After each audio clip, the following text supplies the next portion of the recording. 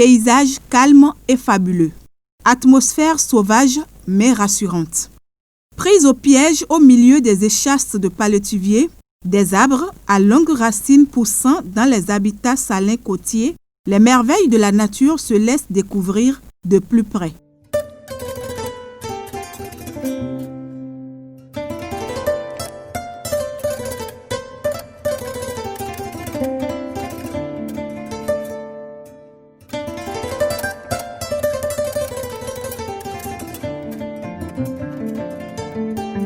Ces forêts de mangroves situées le long de la côte béninoise sont en réalité un réservoir de la biodiversité et sont l'objet de toutes les attractions. Ici, dans l'aire communautaire de conservation de la biodiversité ACCB de Togbin à Dunko, les populations vouent à ces formations végétales un intérêt particulier. Ici, nous avons beaucoup d'animaux. Nous avons les singes à bande rouge, les animaux rares sont pleins dedans. Je ne saurais vous les citer tous. On n'avait pas compris l'utilité, mais maintenant là, on a su que la mangrove c'est une espèce très importante pour nous parce que ça permet à ce que les frettins se reproduisent.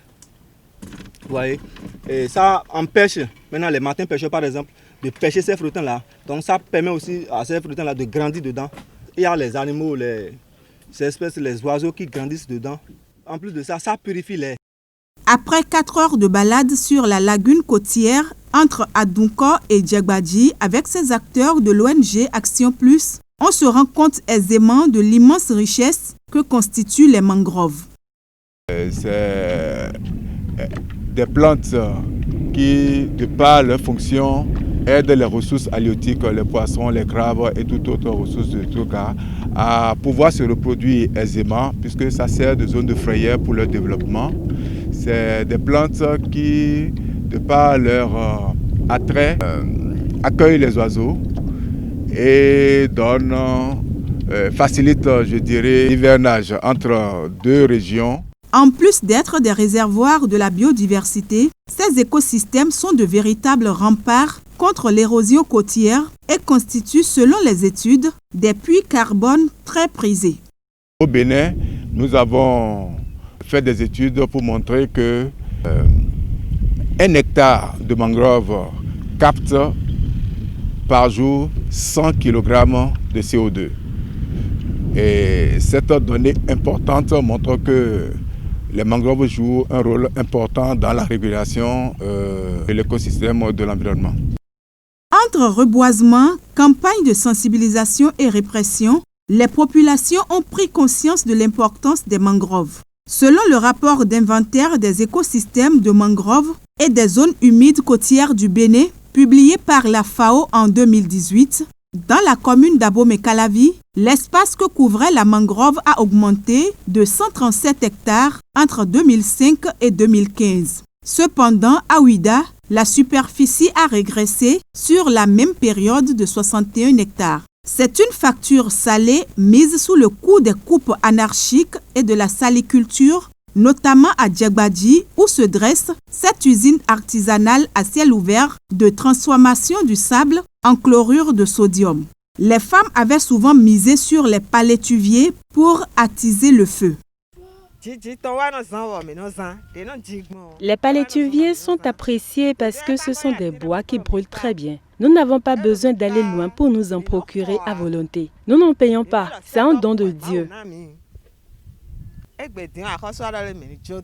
Mais l'État a interdit les coupes pour la raison qu'on veut développer de l'écotourisme. Ce qui fait que nous n'utilisons plus les palétuviers. Nous payons du bois et nous rencontrons d'énormes difficultés dans ce cadre. Suite à la décision du Conseil des ministres du 26 octobre 2016 qui interdit les coupes de palétuviers et de cocotiers dans les zones humides, la pression a diminué. L'autre défi à relever, c'est de trouver une alternative aux femmes productrices de sel. D'abord, le hangar que vous avez derrière moi, ça a été érigé par la mairie dans le cadre du projet Gestion durable de mangroves, plantation de bois de feu de Gapui. En fait, c'est un projet qui voulait réaliser 40 hectares de bois de feu, rien que pour les femmes salicultrices.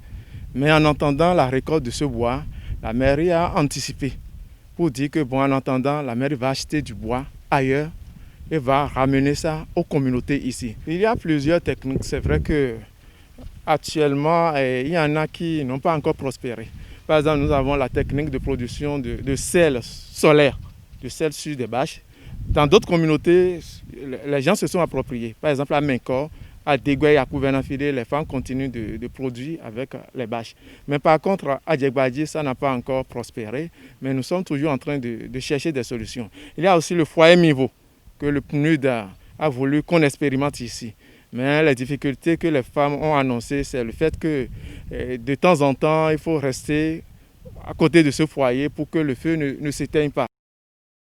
Et si ces solutions portent progressivement leurs fruits, il faudra d'abord penser à une menace qui devient persistante, l'occupation anarchique des zones humides, et ensuite mettre en valeur ces sanctuaires de la biodiversité.